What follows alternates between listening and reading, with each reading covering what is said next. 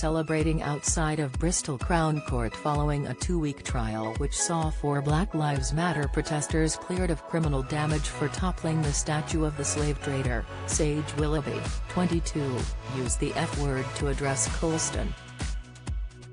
In a passionate speech following the clearing, the activist said the result, which saw the jury take 3 hours to deliberate, was a victory for Bristol, a victory for racial equality and a victory for anyone who wants to be on the right side of history.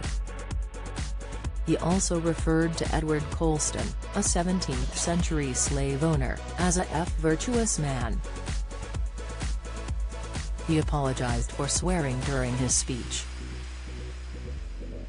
But the BBC's Martine Croxall jumped in as he slammed how I had warned you it might be a little bit ripe, and it was.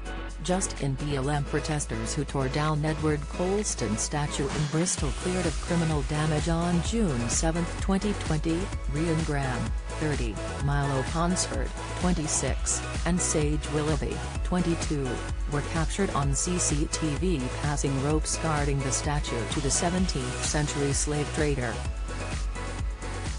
Those ropes were later used to pull it down and throw it in the harbour. A 4th protester, Jake Scouse, 33, was accused of orchestrating a plan to throw the statue in the drink. The 4 defendants admitted to being involved in the incident but denied their actions were criminal. Pulling down Colston's statue was an act of love, says toppler. The statue was hit with £3,750 worth of damage during toppling and later, the dunking in the harbour. This included the removal of Colston's staff and a coattail. Damage caused to the railings of Perros Bridge totaled £350.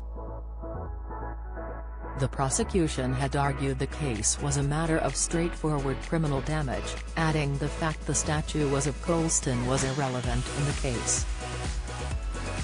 But barristers for the defense argued Colston and his legacy was pivotal to coming to a conclusion on the case. Jeremy Corbyn back to replace Sir Keir Starmer as Labour leader in jaw-dropping poll Brexit. Britain breaks free, new rules come in to protect UK firms from foreign takeovers. Inside Brexit, rejoin hammer blow as voters overwhelmingly reject EU return. Analysis. Bristol Crown Court was told how Colston was part of the enslavement and transportation of over 80,000 people, almost 10,000 were children.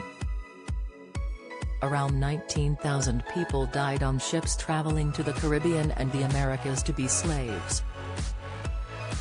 Campaigns to remove the statue stretch back to as far as the 1920s. TV historian and author Professor David Olusoga gave expert evidence for the 4 defendants, and former Bristol Lord Mayor Cleo Lake also supported them.